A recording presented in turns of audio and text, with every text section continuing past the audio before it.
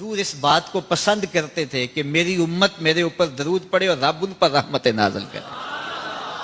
کیا پسند تھی حضور کی کہ میری امت مجھ پہ درود پڑے اور میرا رب رحمتوں کا نزول کرے. صحیح مسلم میں روایت ہے جو میرے اوپر ایک مرتبہ درود پڑتا ہے اللہ اس پہ 10 رحمتیں نازل کرتا ہے.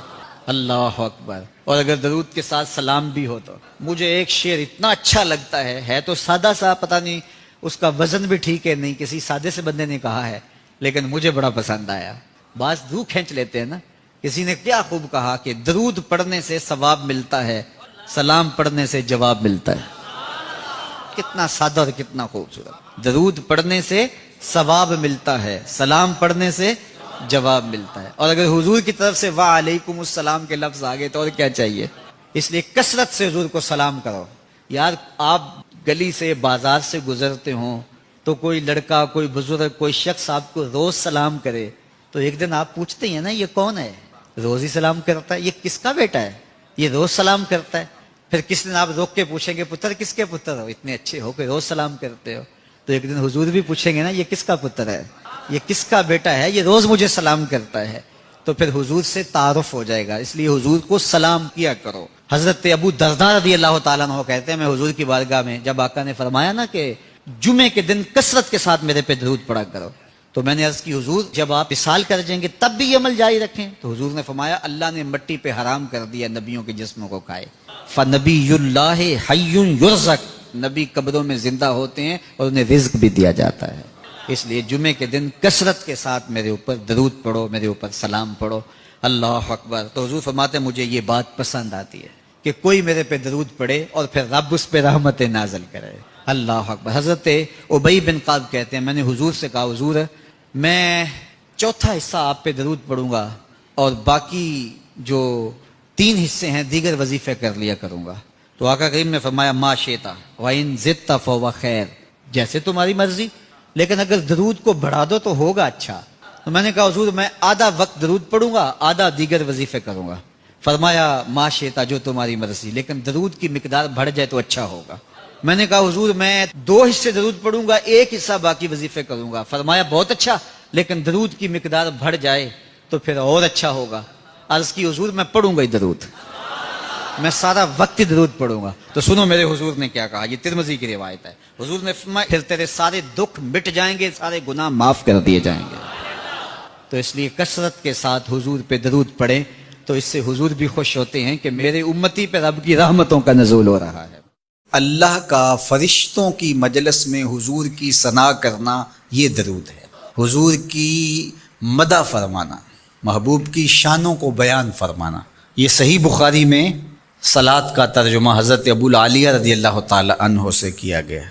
تو پھر درود کا مفہوم بہت وسیع ہے. حضور کی مدح و توصیف، حضور کے حسن کا بیان، حضور کے خصائل کا عنوان، آقا کریم کے شمائل کا تذکرہ، حضور علیہ السلام کے فضائل کی باتیں، حضور کی عظمتوں کا عنوان، یہ سب کچھ درود کے زمرے میں آتا ہے. اور پھر ساتھ صیغہ بھی درود کا ہو اور اس میں شانیں بھی حضور کی ہوں، جس طرح درود تاج میں ہے.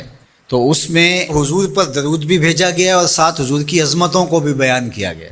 تو یہ ایک خوبصورت گلدستہ بن گیا. درود شریف کے جو مفاہیم بیان کیے گئے ہیں ان سب مفاہیم کو یہ اپنے جلو میں لیے ہوئے ہے یہ درود. تو کثرت کے ساتھ حضور علیہ السلام پر درود پڑھنے کی تلقین فرمائی گئی. حضرت ابی بن قعب رضی اللہ تعالیٰ عنہ فرماتے ہیں کہ آقا کریم نے ترغیب دی دروشی پڑھنے کی، باقی امور اور عبادت، ذکر فکر. تو میں نے عرض کی، ارشاد فرمائے کہ میں آپ پر کس مقدار میں درود پڑھوں، کتنا وقت، کتنا درود پڑھو. تو آقا کریم نے فرمایا ما شئت، جتنا تم چاہو. فرماتے ہیں میں نے کہا میں چوتھا حصہ درود پڑھوں گا، باقی 3 حصے دیگر عبادات اور دیگر وظائف اذکار بجا لاؤں گا. فرمایا جس طرح تم چاہو، جو تمہاری مرضی، لیکن اگر درود کی مقدار کو بڑھا دو تو تمہارے لیے بہتر ہوگا. تو میں نے کہا النصف، میں آدھا وقت درود پڑھا کروں گا اور باقی چیزیں باقی آدھے وقت میں کروں گا. فرمایا جس طرح تم چاہو، لیکن اگر درود کی مقدار کو بڑھا دو تو تمہارے لیے بہتر ہوگا. میں نے کہا کہ حضور میں 2 حصے درود پڑھوں گا اور 1 حصہ باقی وظائف اوراد بجا لاؤں گا۔ فرمایا جیسے تمہارا دل چاہے، لیکن اگر تم درود کی مقدار کو بڑھا دو تو تمہارے لیے بہتر ہوگا۔ فرماتے ہیں میں نے کہا حضور میں پڑھوں گا ہی درود، سارا وقت میں آپ پہ درود ہی پڑھتا رہوں گا۔ فرمایا پھر تمہارے سارے دکھ تکلیف اذیتیں پریشانیاں اس کے لیے یہ درود کفایت کرے گا، اور تمہارے گناہوں کی مغفرت فرما دی جائے گی۔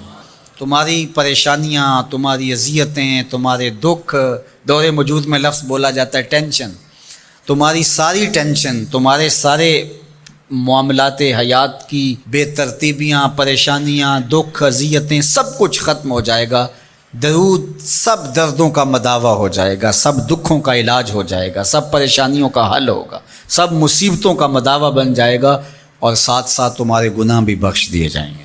تو درود جتنی کثرت کے ساتھ پڑھا جائے اللہ کی اتنی ہی رحمتیں نازل ہوتی ہیں۔ تو باقی وظیفے، باقی اوراد وہ بھی فضل و شرف والے ہیں، لیکن حضور نے فرمایا کہ پھر تمہارے لیے درود ہی کافی ہو جائے گا۔ اللہ اکبر۔ فرمایا جو میرے اوپر 1 مرتبہ درود بھیجتا ہے اللہ اس پر 10 رحمتوں کا نزول فرماتا ہے۔ اور ایک حدیث میں آیا جو 1 مرتبہ میرے اوپر درود بھیجتا ہے اللہ اس کے 10 گناہ معاف کرتا ہے، 10 درجے بلند کرتا ہے، اور 10 رحمتوں کا نزول فرماتا ہے۔ تو درود پڑھا حضور پہ کام اپنا بن رہا ہے۔ تو درود پڑھنے سے انسان کا باطن سنورتا ہے، اندر پاکیزگی نصیب ہوتی ہے، گناہ دھلتے ہیں، عیب دھلتے ہیں، پریشانیاں ختم ہوتی ہیں، مصیبتیں، آلام، مصائب، دکھ، ٹینشن، پریشانی جو کچھ بھی ہے یہ ختم ہوتا ہے، اور درود پرسکون بنا دیتا ہے انسان کو۔ راحت بخش ہے وظیفہ، سرور انگیز ہے یہ وظیفہ، نور بیز ہے یہ وظیفہ، ماحول میں شگفتگی پیدا کر دیتا ہے۔ اگر درود شریف پڑھو گے تو تمہاری بہت ساری پریشانیاں ختم ہو جائیں گی، تمہارے دکھوں کا مداوع ہوگا، تم ریلیکس ہو جاؤ گے درود پڑھنے۔ یہ درود شریف کی برکات ہیں۔ 1 مرتبہ درود پڑھنے سے 10 رحمتیں نازل ہوتی ہیں، اور جو بار بار حضور پہ درود پڑھتا ہے تو بتاؤ کہ کتنا بڑا ذخیرہ رحمتوں کا اس کے اطراف میں پھیل گیا۔ تو اس لیے کثرت کے ساتھ درود پڑھنا چاہیے۔ حضور علیہ السلام نے یہ بھی ارشاد فرمایا کہ جو میرے اوپر درود پڑھتا ہے میرے اوپر لازم ہے کہ میں اس کی شفاعت کروں گا۔ شفاعت رسول کے حصول کا ذریعہ درود بنتا ہے، چونکہ ہمارا آسرا ہی حضور کی شفاعت ہے۔ وہ دامن شفاعت کھولیں گے تو ہم گناہ گاروں کا کام بنے گا، اور وہ نصیب کیسے ہوگی حضور علیہ السلام کی شفاعت؟ کثرت درود سے۔ یہ بھی ارشاد فرمایا آقا کریم نے قیامت کے دن میرے سب سے زیادہ قریب وہ ہوگا جو کثرت کے ساتھ میرے اوپر درود پڑھنے والا ہوگا۔ تو حضور کی قربت کا ذریعہ بھی درود ہے۔ کون سا مومن ہوگا جس کو حضور کے دیدار کا شوق نہیں ہے؟ کثرت درود کی برکت یہ ہے کہ حضور کا دیدار نصیب ہوتا ہے۔ حضور کا دیدار نصیب ہو جائے تو بتاؤ اور کیا چاہیے۔ حضرت شیخ شبلی کا نام سنا ہوگا، بہت بڑے بزرگ گزرے ہیں۔ تو ان سے کسی نے کہا کہ میں کثیر العیال ہوں، بچے زیادہ ہیں، تو جی خرچ ہی نہیں پورا ہو رہا، آگے شکوے شکایتیں۔ تو جب وہ ساری بات مکمل کر چکا تو حضرت شیخ شبلی فرمایا کہ تو بس گھر چلا جا، جس کا رزق اللہ کے ذمہ نہیں ہے اس کو گھر سے نکال دے، تو سوکھا ہو جائے گا۔ اس نے کہا جی یہ کیسے ہو سکتا ہے، سب کا رزق اللہ کے ذمہ۔ تو کہا پھر اتنی بھی پریشانی کی، اس کے ذمہ ہے، اب وہ کب کتنا دیتا ہے اس پہ تو راضی ہے تیری زندگی۔ اللہ پر توکل، اللہ پر بھروسہ، یہ خوبصورت زندگی کی ضمانت ہے، اور یہ توحید کا فیضان ہے۔ جب اللہ پر یقین کامل ہو جائے تو پھر اس پر توکل پیدا ہو جائے، اور توکل زندگی کا جمال ہے، توکل زندگی کی خوبصورت۔ لیکن توکل یہ نہیں ہے کہ چھوڑ کے بیٹھ جائیں۔ توکل کا مفہوم یہ ہے کہ حضرت انس رضی اللہ تعالیٰ عنہ سے ہے کہ گھٹنا بھی باندھو اور اللہ پر توکل۔ اونٹ کا گھٹنا باندھو، سائیکل موٹر سائیکل کھڑی کی ہے اس کا تالا لگاؤ، اور پھر اس کو اللہ کے سپرد کر کے آ جاؤ۔ لیکن اگر آپ گاڑی کھلی چھوڑ کے آ جاتے ہیں، اونٹ کو گھوڑے کو کھلا چھوڑ کے آ جاتے ہیں اور کہتے ہیں میں اللہ پہ بھروسہ کیا، یہ توکل۔ جو اسباب ہیں ان کو پورا کرو، اسباب کو پورا کرنے کے بعد آگے سپرد اللہ کے کر، تمہارے لیے کافی ہو۔ اور حضور کا ایک فرمان سنیے، آقا کریم نے ارشاد فرمایا کہ جو شخص گھر سے نکلتے ہوئے یہ دعا پڑھے، بسم اللہ توکلت علی اللہ ولا حول ولا قوت الا باللہ، مختصر دعا ہے، تو حضور نے ارشاد فرمایا اللہ کی طرف سے اس کو یہ جواب دیا جاتا ہے کہ تجھے ہدایت عطا کر دی، اور تیری کفالت کر لی گئی، تیرا اللہ کفیل ہو گیا، اور تجھے ہر شر سے بچا لیا گیا، اور شیطان کو تیرے راستوں سے ہٹا دیا گیا۔ کام کیا کرنا ہے؟ بسم اللہ توکلت علی اللہ ولا حول ولا قوت الا باللہ، یہ گھر سے نکلتے ہوئے پڑھ لیں گے تو انشاءاللہ حضور علیہ الصلوۃ والسلام کا جو فرمان ہے اس کے ہم مصداق اور اللہ کی رحمتوں کے حصار میں آ جائیں گے۔ شیطانوں سے بچ بچ کے چلیں، گلی اور بازاروں کے اندر شیطانوں کی بھیڑ بھی ہوگی لیکن ہم سے نہیں ٹکرا سکیں گے، ہٹا دیے جائیں گے کیونکہ یہ ضمانت ہمارے حضور نے ہمیں دی ہے۔ تو اللہ پر توکل، اللہ پر بھروسہ، یہ مومن کی زندگی ہے۔ کام کریں، گھٹنے باندھیں، سب کچھ کریں لیکن بھروسہ اللہ۔ محنت ہم نے کی ہے لیکن محنت کا نتیجہ نہ سمجھیں، اللہ کا کرم کا نتیجہ۔ یہ کہتے ہیں وہ منڈے نے بڑی محنت کی ہے جی اس لیے آگے نکل۔ کتنے منڈے ہیں جنہوں نے بڑی محنت کی اور پیچھے رہ گئے ہیں؟ جی یہ بندہ جو ہے وہ یہ بڑا زبردست تھا اس لیے آگے چلا گیا۔ زبردستی کے فوائد تو ضرور ہوتے ہیں لیکن آپ اپنے کاموں کو منسوب اپنی طرف نہ کرو اللہ کی طرف۔ وَإِذَا مَرِضْتُ فَهُوَ يَشْفِينِ، جب میں بیمار ہوتا ہوں وہ مجھے شفا۔ بیماری کی نسبت اپنی طرف، شفا کی نسبت اللہ تعالیٰ کی طرف۔ تو یہ نہیں کہ منڈے نے بڑا کام کیا، نہیں، اللہ کے سو۔ اور میں تو کہتا ہوں کہ اپنے کام اللہ کے سو۔ کسی کے اوپر جب ہم توقع رکھتے ہیں تو ہماری توقع قدم قدم پہ ٹوٹ۔ اللہ پہ توقع، دنیا پہ توقع، ٹھیک ہے اسباب بہم پہنچاؤ، کوشش کرو لیکن نتیجہ سب کچھ اللہ کے سپرد رکھو، انشاءاللہ خیر ہوگی، بہتر۔ پھر مایوسی بھی نہیں ہوگی۔ جب توقع ہی لوگوں پر نہیں ہوگی تو توقع ٹوٹے گی نہیں، توقع ہوگی نہیں تو ٹوٹے گی کیسے؟ تو پھر مایوسی اور پریشانی نہیں۔ تو اللہ پہ توکل تمہیں اعتماد دے گا، اللہ پہ توکل تمہیں مضبوط کرے گا، اللہ پہ توکل تمہیں کھڑا کر دے گا، اللہ پہ توکل تمہیں توحید کے نور سے مالا مال کرے۔ اللہ پہ توکل اللہ کی محبت کا ذریعہ ہے، اللہ پہ توکل خشیت الہی کی نہضت کا سبب ہے، اللہ پہ توکل باطن کی روشنی کا سبب اور ذریعہ ہے۔ یہ نور ہے، قبر میں بھی جائے حشر میں بھی یہ نور ساتھ ساتھ چلے۔ تو اللہ پر توکل یہ زندگی کی خوبصورتی ہے اور یہ ہماری زندگیوں میں اترنا ہے۔ اللہ مجھے آپ کو توکل کے نور سے مالا مال۔ اگر کسی شخص کے ساتھ قرآن مجید نہیں ہے، قرآن مجید کے 2 رکوع 4 رکوع آدھا پارہ اگر کسی زندگی میں روزانہ کی بنیاد پہ نہیں ہے تو اس کی زندگی کا نور اس سے روٹ گیا ہے۔ گر تو می خواہی مسلمان زیستن نیست ممکن جز بقرآن زیستن، اگر تو مسلمان بن کے جینا چاہتا ہے تو قرآن کے بغیر ایک لمحہ بھی نہیں جی سکتا۔ تو قرآن کو اپنی زندگی میں اس طرح داخل کر لیجئے گا کہ اٹھتے بیٹھتے چلتے پھرتے تمہارے ساتھ قرآن کی تعلیمات جڑی ہوں، کوئی دن قرآن مجید کی تلاوت سے خالی نہ ہو۔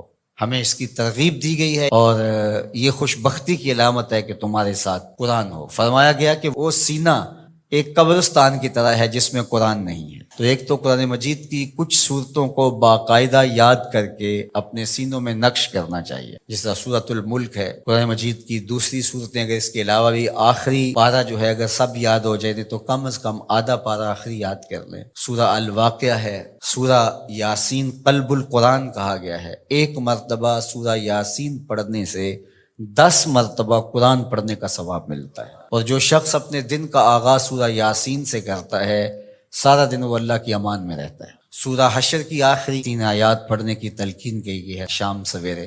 جو شخص صبح کو پڑھ لیتا ہے سارا دن امان میں رہتا ہے اور اگر وہ فوت ہو جائے تو زمرہ شہداء میں لکھا جائے گا، اور جو شام کو پڑھ لے ساری رات اللہ کی امان میں رہتا ہے، فرشتے دعائیں کرتے رہتے ہیں، اور اگر وہ فوت ہو جائے تو نام زمرہ شہداء میں لکھ دیا جاتا ہے۔ جمعہ کے دن سورہ کہف پڑھنے کی تلقین کی گئی ہے کہ ہر جمعہ المبارک کو سورہ کہف کی تلاوت کرو۔ تو قرآن زندگی میں شامل کیا جائے، یہ بدبختی سے بچاتا ہے، قبر میں روشنی لاتا ہے، اجالے لاتا ہے، اور سورہ کہف پڑھنے والے کی قبر میں روشنی ہوں گی، یہ قبر میں روشنی لے کے جائے گی۔ واضح احادیث ہیں کہ حضور نے مختلف صحابہ کو جنت کی بشارت دی اور اپنی صاحبزادی کو جنت کی بشارت دی۔ حضرت امام حسن اور امام حسین رضی اللہ تعالی عنہ کو نہ صرف جنت کی بشارت دی، جنتی جوانوں کا سردار فرمایا۔ حضرت سیدنا صدیق اکبر رضی اللہ تعالی عنہ کو جنتی بوڑھوں کا سردار قرار دیا۔ سیدہ فاطمہ رضی اللہ تعالی عنہا کو جنتی خواتین کا سردار قرار دیا۔ نبی از روئے عقل تمام کائنات میں سب سے زیادہ عاقل اور سمجھدار ہوتا ہے، سب سے زیادہ۔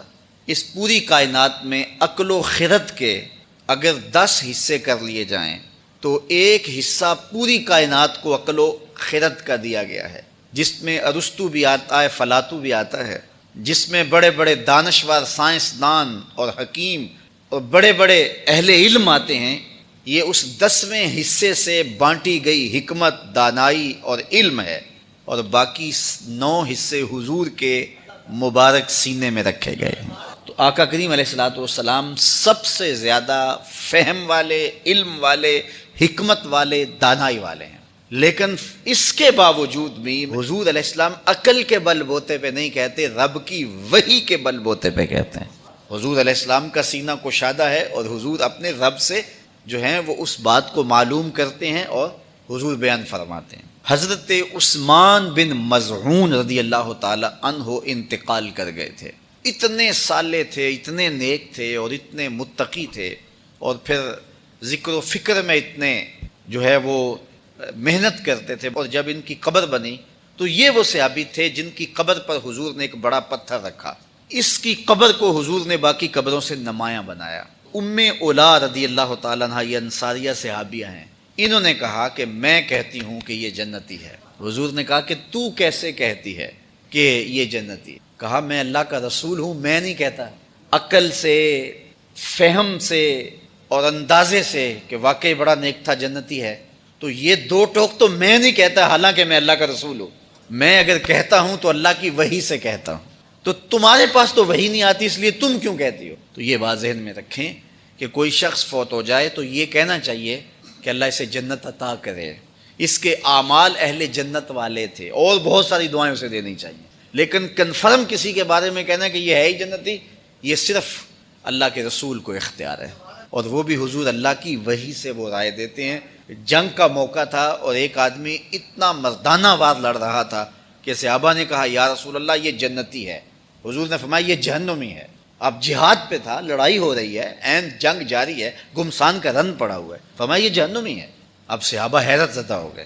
تھوڑی دیر کے بعد اس کو اتنے زیادہ زخم آئے کہ اب وہ برداشت نہیں کر پا رہا تھا، اس نے تلوار کے دستے کو زمین پہ رکھا اور تلوار کی نوک کو اپنے سینے پہ رکھا اور اپنے آپ کو اس کے اوپر جھکا کے خودکشی کر لی۔ صحابہ دوڑے آئے، صدقتا یا رسول اللہ، حضور آپ نے سچ کہا تھا۔ تو اللہ کے محبوب علیہ الصلوۃ والسلام کو علم ہے، اور حضور کا علم قطعی ہے، حتمی ہے، تو یہ حضور کو اختیار ہے۔ حضور کہہ سکتے ابو بکر فی الجنہ، ہم نہیں کہہ سکتے کہ مشتاق احمد جنتی، ہم یہ نہیں کہتے کہ محمد بوٹا جہنمی، یہ نہیں ہم کہہ سکتے، یہ ہمیں اختیار نہیں ہے، لیکن حضور کو اختیار ہے کہ حضور کہیں ابو بکر فی الجنہ، عمر فی الجنہ، عثمان فی الجنہ، اور حضور کو یہ بھی اختیار ہے کہ حضور بتا دیں کہ یہ جہنمی ہے اور یہ جنتی۔